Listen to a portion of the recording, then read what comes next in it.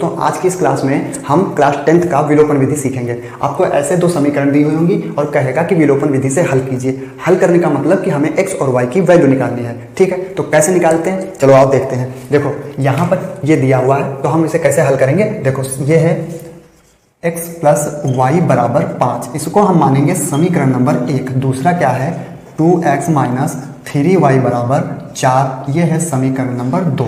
अब देखो विलोपन का मतलब होता है गायब कर देना, एलिमिनेशन का मतलब होता है एलिमिनेट कर देना या हटा देना। मतलब इससे ये मालूम पड़ रहा है कि हमें क्या करना है, इसमें से या तो y वाला हटा दे या तो x वाला हटा दे। कोई एक को हमें क्या करना है, हटाना है, गायब कर देना है। तो ऐसे नहीं गायब करेंगे। देखो जैसे हम यहाँ पर क्या करेंगे, y वाले को गायब करेंगे तो y में यहाँ पर y के साथ में कौन बैठा हुआ है, 3 बैठा हुआ है, लेकिन यहाँ पर y अकेला है तो यहाँ पर भी 3 होना चाहिए, तब हम y वाले को हटा सकते हैं। तो y को यहाँ पर 3y करने के लिए हमें क्या करना पड़ेगा, इसमें समीकरण 1 में 3 से क्या करनी पड़ेगी, मल्टीप्लाई। तो हम यहाँ पर लिख देते हैं क्या, समीकरण 1 में 3 से गुणा करने पर। ठीक, तो गुणा करेंगे तब क्या होगा, ये देखो हमने 3 से मल्टीप्लाई कर दी, तब क्या मिलेगा हमें, क्या मिलेगा, देखो तब मिलेगा हमें 3 की गुणा x से करेंगे तो हो जाएगा 3x, फिर प्लस 3y बराबर 3 × 5 = 15। ये हमें मिल गया समीकरण 3। अब हम क्या करेंगे,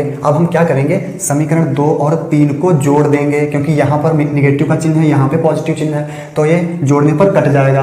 अगर यहाँ पर भी प्लस होता, यहाँ पर भी प्लस होता, तब हम क्या करते, घटाते, इन दोनों को घटाते, जिससे घटाने पर चिन्ह बदल जाते हैं, तब कट जाता। मतलब हमें एक को काटना है, कटेगा वही जिसके चिन्ह विपरीत होंगे। अगर चिन्ह समान है तब हम घटाएंगे, अगर चिन्ह विपरीत है तब जोड़ेंगे। यहाँ पर देखो चिन्ह दोनों के विपरीत हैं, तब हम क्या करेंगे, जोड़ेंगे। क्या करेंगे, समीकरण 2 और 3 को जोड़ने पर, क्या करने पर, जोड़ने पर। तो भैया अब इनको हम क्या करेंगे, समीकरण 2 और 3 को जोड़ेंगे तब क्या होगा, देखो 3y और 3y तो कैंसिल हो गया, इसको हमने हटा दिया, इसका हमने लोप कर दिया।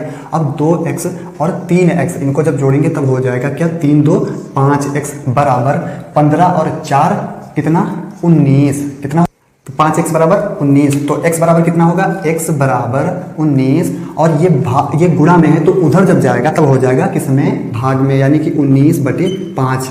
तो x की वैल्यू क्या निकल के आई, 19/5।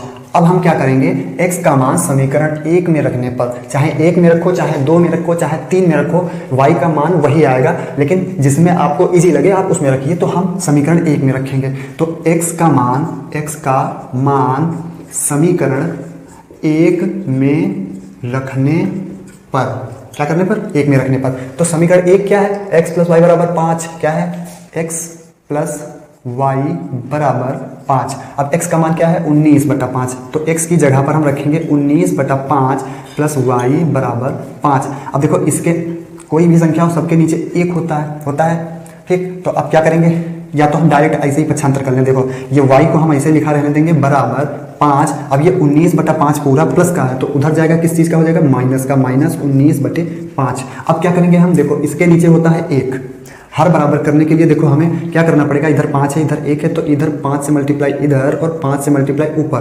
तो क्या निकलेगा, y बराबर 5 की 5 से गुणा करेंगे तो हो जाएगा 25 और -19/5। अब 25 में से जब हम 19 घटाएंगे तब क्या बचेगा, तब बचेगा 6/5। तो y की वैल्यू कितनी आ गई, y बराबर आ गया 6/5। क्या आ गया, तो x की वैल्यू 19/5 और y की वैल्यू 6/5। तो हमें विलोपन विधि से क्वेश्चन को ऐसे हल करना होता है।